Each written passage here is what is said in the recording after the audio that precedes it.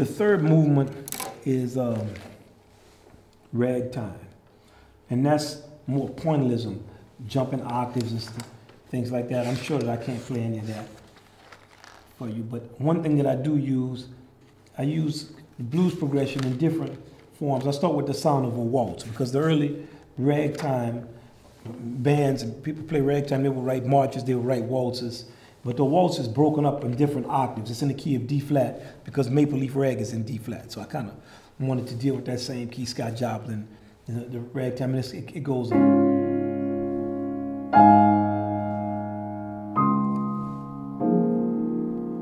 it goes on from there. I can't, so on and so forth. And then it eventually gets to a certain thing where it goes to the ragtime, and that main theme is.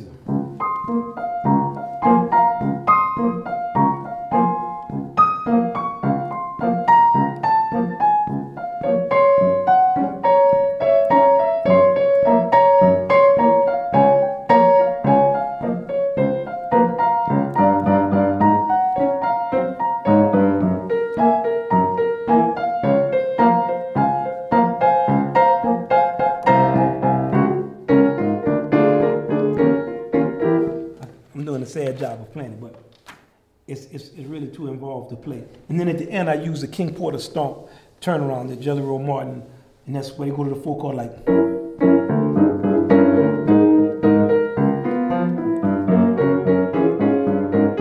me see, I'm gonna find some of it in this notebook and see if I can play it. I have it written across 3 or 4 notebooks.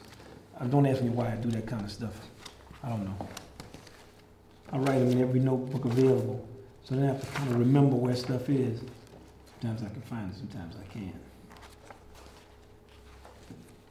Okay, here's like part of the tab. Let's see. I'm sure I can't play this, but it's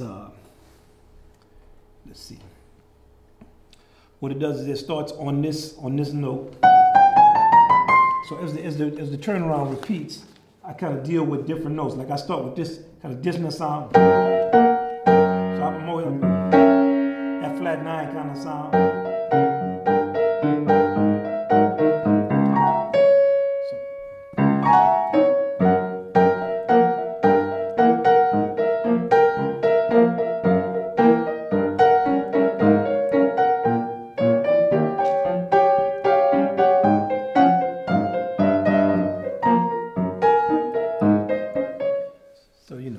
Kind of has that feeling, and that builds up all the way till it gets to the end. And when it gets to the very end of the ragtime, it vamps on the D flat.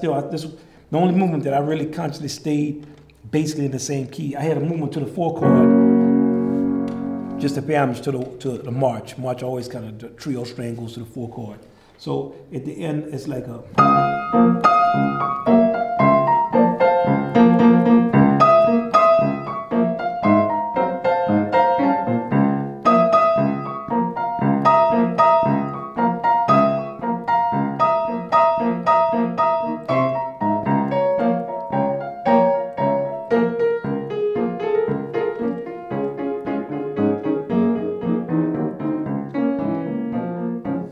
Practice on my D flat, but it builds up to this high part of it. It has a train whistle sound and everything mixed up with the feeling and the sound of ragtime.